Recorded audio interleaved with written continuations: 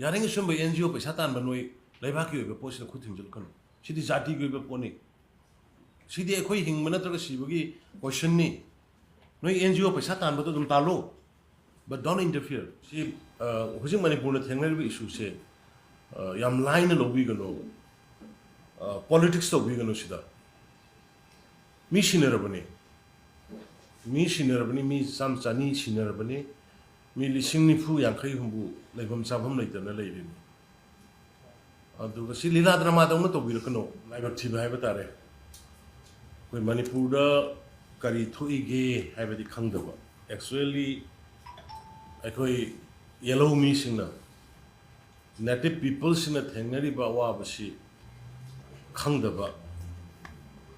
आदा जेनेवा दा फमगा अमेरिका दा फमगा अदगी कैनोदा ब्रिटेन दा फमगा वाजाव ngang अदगी अखोई सि लाना अखोई सि पुथोकदगी होनबा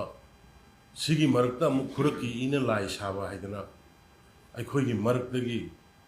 NGO का तौबा नर्सरी द हिंजब कांगू खरा मजाती योनबगी मनात फमग वांगांगसु खुम्बंग हमजदबी मोइदि पैसा फंगर रोइबनिना अदुगमा NGO चलाइबा खरसु यावरी यामलाइ छिबा अदुगा अखोइगी सिदैदा अखोइने थेंगनरिबा डिफिकल्टीज अखोइगी इंडिजिनस पीपल सिंग द मेहरोलगी मी सिंग द पिराइबा ट्रीट सी पुनमक सिदि अमता उदना मोइगी इंटरेस्ट वांगांगना मोइगी politics to ba kangbu sing ai mayam dai na request of jari sigi issue se lila to ba drama to ba phagi jogai to ba kangbu na su manipur gi hujiki issue se phagi dongna channel khar daga moi amani thoga police uniform mo selaga no mai ga jismai kapa dagi amani tholaga to gumba phagi issue se phagi rom da puthok da gi to gumba issue की ममुत्ता ना खंगदबा खरसु उई गनंगा very unfortunate अखोई सिगी issue से फागी हुई ना ताहन बो honour कनो जम साथीबा यम serious होइबा अखोई की महौरोन की सही लिसिंग अनि हुम दगी लाबा indigenous people सिंग सी extinct तो गेगा तो रोइद्रा हाइबगी अकन बट अरुबा टाइमिंग अमनी सिदे सोशल मीडिया दा करी दा कनो Facebook amani parak pipa pangang dangang wa pangsai de sai pangko to bi ngano ngarang na hanju kana kana mo ipom to mo ani hum film gi type isai gi type da thagatna mane bugi issue ji phagi won thong na to I condemn it to guno adugumba kaino gi Israel ga Hamas da thongna ri da phagi gi kari kana kana ga thengna ba yoge Russia gi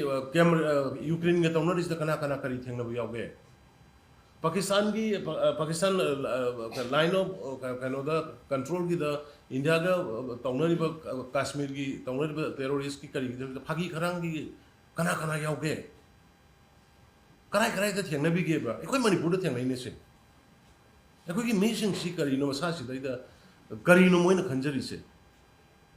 C politics तो वे अब पोनते सिदी is purely सिदी community की purely state की purely nation की से अखोइना तौरसी हम लाइन तो बमान मर अखोगी सिगी खनकल इसे मिटोप ना अखोइसी चासल लकदोरे ना अखोइना तौर खिसी हौखिबा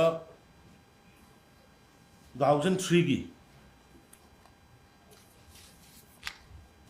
कैबिनेट सब कमिटी मा सेमा मदुंदा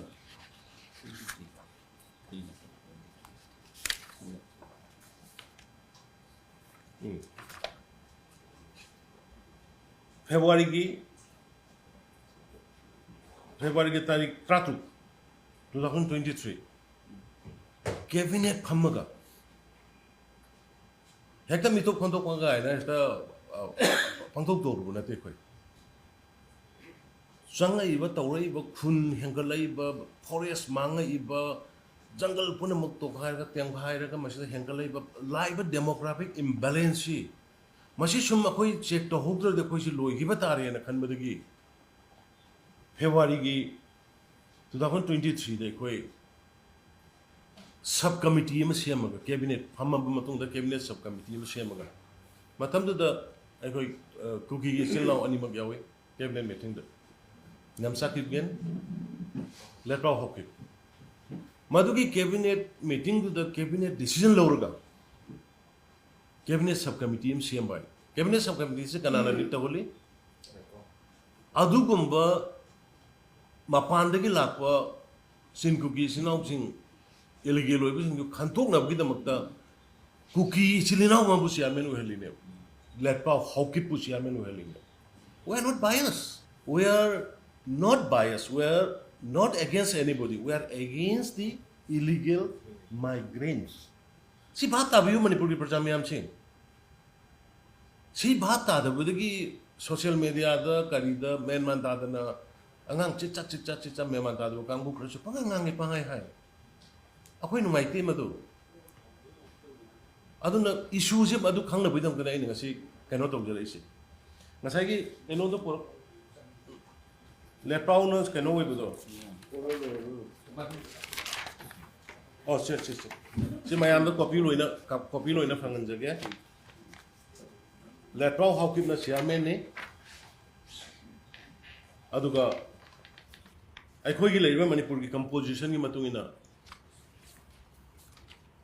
अवांगबो न्यूमै नागा अमा मेंबर हापे अदुगा मैतै अमा टीएस बसंता हंतक MP की कैंडिडेट ओइरिबा बसंतबु मेंबर अमा हाप कांदा मोय अहुम जी तौर कांदा अचौब कमिटी अमा सेम सिगी कमिटी सिदा कना कना यावी होम कमिश्नर टी रंजित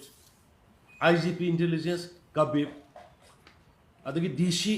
लोइना बदु कॉपी आई मयाम पिजगी याम तराइना तौबनते याम कुमना खल्ला कांदा जाति से अखोगी जाति से मांगौ तारे दको अखोगी स्टेट से मुलौ तारे दको इन खल्ला कांदा अखोई लौ स्टेट बिरेन एलोन लोबनते द कैबिनेट स्टेट में की कैबिनेट की मदुगी लौर कांदा तौबने मसिगी अहानबा थीबा होबदगी अहानबा थीबा होबदगी ने से प्रोसीडिंग सिदाइदा आदा इरिजे अप्रैल की तारीख अमा तारीख कुलुम दोय हॉलैंड फाई की करी से लोइना फोटो लोय यावर लेटपाव हॉकी मसा सतना आदा खुंजा उनबा अवामो निमै सतना उनबा खोनबा सिदा लोइना एवरीथिंग आई मेडिया की सिनाउ सिन फंग खतंग फजन तोबियो खसिगी इशू सी खतंग मणिपुर की प्रजा सी और भारत की प्रजा हजिक नहान आईगी ट्वीट अमनी अनियम उबदगी इंटरनेशनल की प्रजा खरा realise तौरे भाबतार I appreciate ngasi green tribunal ga lokot pirei forest sigi mapu se kana noi se aikoina forest sokono haru kana aikoi si sa sandona ngangbi bodo birena sai dise dugini forest sokono haru bagi me the sai bagi language ki wang bodo ngona sai dis but ai khangi adubu ngasi di green tribunal na lokol kana madugi pot mayam lo thabo goina ulakadori I appreciate for it look sigi sidaida different places ni masidaida आहान बगिसिदा कोई तौरिसी मफम खुनजे foreign detail दोई document ओइना पिजर गे खुन तरा चांदेल खुन तरा कमजोंग खुन कुनमरी अदगी टेक्नोपोल खुन खरा चौसामपुर खुन खरा इकोइना बायोमेट्रिक से होबनी हाइरिबो हुजिकी टिमजी तौरगा अदुगी तौब कांदा मी लिसिंग अनीगा सामरीगा मरिफु फंगबने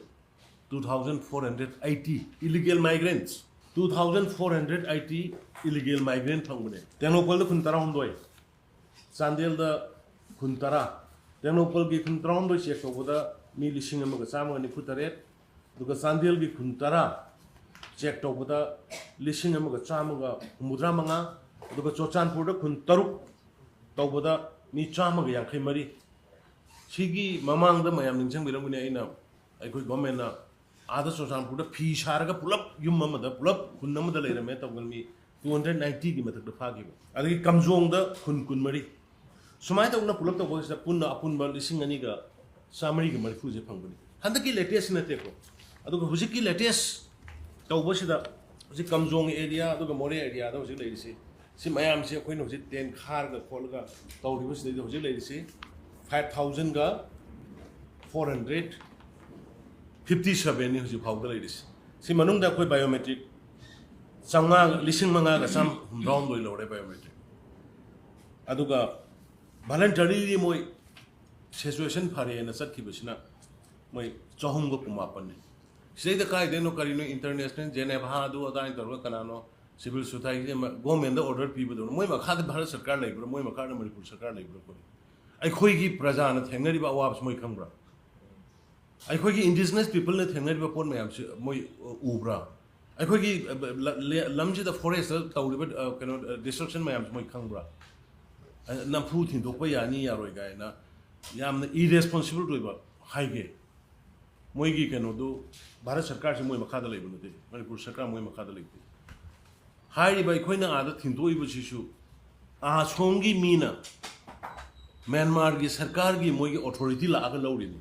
हेक्ता अखोई काउरगा तालगा तब नते मोई की आद की अथॉरिटी सिंग मी लाग फजना चे चांग कर खुद सिनरीनी हाइरिबा अदुना मेसेज अखोई इनह्यूमन ओइबा अदुगो लो थुगाइबा अदु अदाइदो लेति अदुना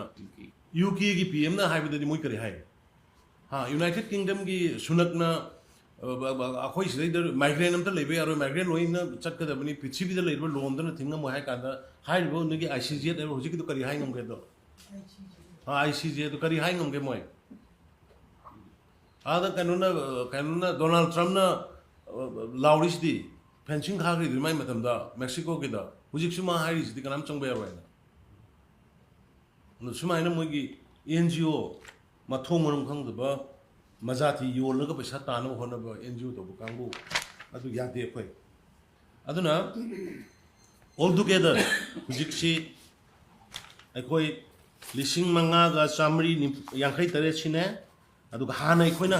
इरांग से थोक्त्रिंगगी ममांगदा मयाम खंबिगदा मणिपुर प्रजाना खंगदबस मे की तारीख 3 की ममांगदा अखोयना सिगी एक्सरसाइज से तौखरे सिगी फेब्रुवारी दगी सिगी एक्सरसाइज से तौरगा लापनेबा सब कमिटी सेमगा मधुगी सब कमिटी दुना चल कोई थी बद लिसिंग अनीगा चामरीगा निफू से फंगबने अदुदी हुजिक लिसिंग मंगागा चामरी यांखै ड्रेस अनौब फ्रेस चंगैनी लिसिंग अनीगा चामरी बरफू से थीबा होरैसे मखाताना थीगदबने कोई सि नो तौबिको अखोइना सब कमिटी सेमिबा कैबिनेट सब कमिटी सेमिबा भारत अदुगा स्टेट गवर्नमेंट की असोबो कमिटी सेमिसे होल मणिपुर पुंबसिदा इलीगल माइग्रेंट थीनना बने based on 1961 inner line permit की अदुगुमा 1961 की बेस ईयर दुगी डिपेंड तरोकांदा मणिपुर पुंबदा थीगदबने कम्युनिटी अमतबु थीगदबनते इलीगल माइग्रेंट्स लेबम पंच whoever might be from Bangladesh or whoever might be from Myanmar मधु मयाम थीबा हौरपदा था फारकपदा अहानबा लिसिंग अनिगा चामरी निफूजे फंगबा था फाराबा मतुंगने इरांग लाक्रिस मधुगी इरांग दुगी बिहाइंड करी लेगे दुगी आई नो जे हाइरो अचुम मरान थीगलिबा मयाम पुथोरकनी प्रजाना सु मधु जजमेंट होबी मखा हुजे मधुगी इरांग जे लापदे कोई मखा सथब यागिद्रे इरांग के लापदगी खुन चंगा थीगदबदो जी यागिद्रे खुन चंगा थीबा होरबनी तेनोपल खुन 13 अदगी चोरचानपुर खुन 3 अदगी चांदेल खुन 10 थीबा होरबने हौरा कान फंगबने फंगब मतुंग द था मतुंग दने बसिगी पोन मयाम लाखरिसे अदो अदुई मतुंग द हुजे कोई गेट पालगा गेट चु पानबा यादमनिना कोई मोइना चंगा इबा जगह कमजोंग एरिया जे हुजे कोई सिक्योरिटी डीसी एसडीओ मयाम थम्मकांदा मसिंग थीरगा लिसिंग मंगागा चामरी यांखै तरेसे की मनुंगदा लिसिंग मंगागा चामगो हमरात्रे कोई बायोमेट्रिक लौबंगमी हानगी लिसिंग अनिगा चामरी निफुदो बायोमेट्रिक लौखरे सिगी अखोइना ngasi बायोमेट्रिक लौरगा सुमाइना चंगलकपदा बायोमेट्रिक लौरगा तो बिदि सुमाइना 80 दगी तो बिरमो 90 दगी तो बिरमो डिफरेंस पार्ट म्यांमार दा chaos लेबा मतम अनरेस्ट लेबा मतम दुदा तो बिरमो फेंसिंग मा खाद रेंग खलगसु ngasi gi sumaina koi khungung yam henkal amoy ngasi gi sumaina demographic imbalance la amoy ado ngasi akoina thingba horiba khoi sida tainari si kari gin why adagi illegal migrant la ko mayam se biometric loriba khandokba horiba khoi da tainari si manum kari gin adum hana gi maina free tha do waira ba manipur mayam pamis akhoi bu means sigi issue si kitang serious oina mayam launa dri si kari gin